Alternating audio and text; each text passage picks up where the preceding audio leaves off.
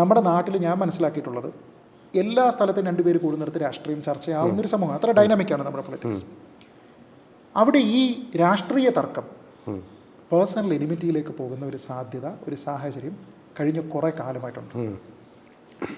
എനിക്ക് വ്യക്തിപരമായിട്ട് അറിയാവുന്ന എൻ്റെ നല്ല സുഹൃത്തുക്കളായിരുന്ന ചില ആൾക്കാർ, നല്ല സുഹൃത്തുക്കൾ അറ്റ്ലീസ്റ്റ് ഞാൻ കരുതിയിരുന്ന ചില ആൾക്കാർ, രാഷ്ട്രീയ അഭിപ്രായം പറയുന്നതിൻ്റെ പേരിൽ ഭിന്നത കാണിച്ചിരിക്കുന്ന ആൾക്കാരുണ്ട്.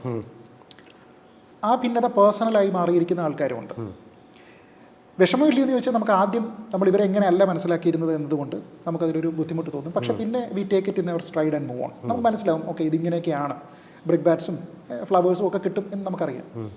പക്ഷേ എനിക്ക് പറയാനുള്ളത്, നിങ്ങളുടെ വ്യത്യാസം മറ്റൊരാളുമായിട്ടുള്ളത് ആശയത്തിൻ്റെ പുറത്ത് മാത്രമായിരിക്കണം.